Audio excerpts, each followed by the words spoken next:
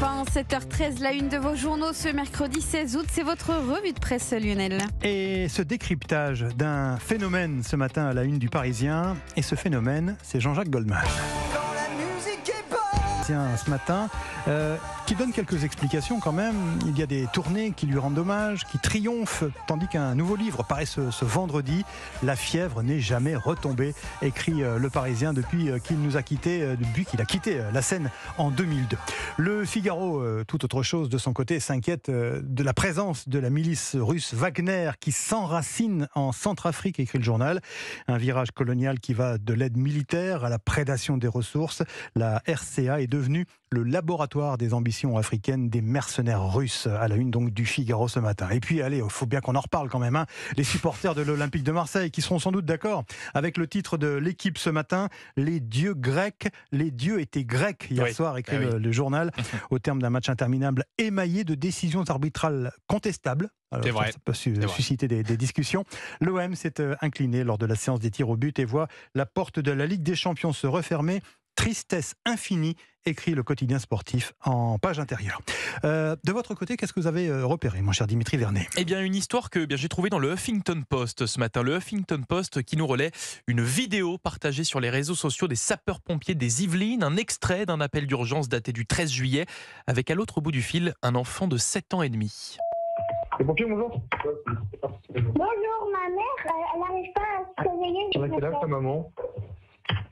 34 ans. C'est une maison, un appartement? Une maison. Vous avez donc compris la situation, Lionel, Estelle. Ouais. Ce petit garçon a appelé les pompiers car sa maman vient de faire un malaise, ce qui est déjà un très très bon réflexe. Mais vous allez le voir, si je vous partage cet extrait ce matin, c'est parce que le sang-froid de ce petit garçon est juste déconcertant pendant cet appel, effectuant toutes les directives du pompier. Écoutez.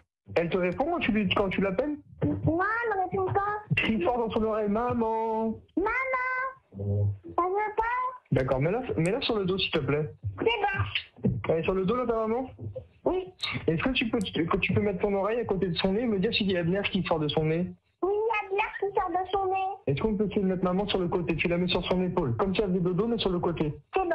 C'est déconcertant. Il a plus de sang-froid qu'un adulte. Mais c'est ce que j'allais vous dire, je ne sais pas vous, mais à son âge, dans cette situation, personnellement, je ne pense pas que j'aurais eu les mêmes réflexes que ce petit garçon. Alors pour vous expliquer la suite de cette histoire, l'opérateur du SDIS lui demande ensuite d'aller chercher une voisine pour l'aider, l'accompagner en attendant les pompiers. La voisine arrive, reprend le téléphone, et là le pompier, admiratif, demande de féliciter ce garçon, car il n'a jamais vu ça en 11 ans de service. Vous la surveillez, les pompiers ils arrivent, d'accord? Ça marche. D'accord, et à l'issue, une fois que les pompiers sont là, vous pouvez féliciter son fils. Je pense que c'est grâce à son fils. Féliciter de notre part, c'est très bien ce qu'il a fait. Et oui, c'est une vraie leçon de vie, notamment sur les gestes de premier secours. C'est d'ailleurs pour cela que les pompiers ont partagé cet appel téléphonique, car ce petit garçon en fait a été héroïque, remarquable. Il faudrait que tous les enfants soient formés à faire cela. Et oui, puisque grâce à lui, l'histoire se termine bien. La mère a pu être prise en charge rapidement et va aujourd'hui très bien. Superbe histoire. Est-ce que vous connaissez ce petit paradis qu'est l'archipel des Glénans? C'est une série d'îles plongées dans les eaux turquoises au large de Fouesnant, dans le Finistère Sud. Il y a un centre de voile mondialement réputé. Eh bien, figurez-vous que ce décor de carte postale vient d'être souillé sans doute par des plaisanciers peu scrupuleux. C'est la correspondante sur place d'Aujourd'hui en France qui le raconte. Les eaux ont été contaminées à la bactérie E. coli au début du mois, une bactérie présente dans les matières fécales. Alors pardon pour la précision à l'heure du petit déjeuner, mais avec une concentration ahurissante, écrit le journal, 5 fois supérieure au taux autorisé pour la baignade. Baignade qui a donc été interdite pendant 4 jours, du 8 au 11 août. Alors forcément, on s'est interrogé sur place sur l'origine de cette pollution. Aucune habitation sur place, si ce n'est quelques bungalows, pas de zone agricole, aucun risque du côté des vedettes touristiques qui assurent les traversées. Alors pour beaucoup, le lien avec l'explosion du nombre des bateaux de plaisance est évident.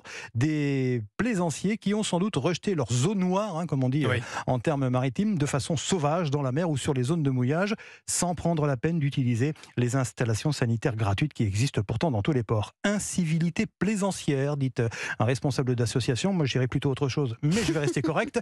Le fait est qu'on confie la préfecture maritime qu'il y a des contrôles réguliers, mais il est difficile de prendre en flagrant délit les plaisanciers qui vident leur cuve de façon sauvage dans ces eaux paradisiaques des Glénans. Archive Europe 1.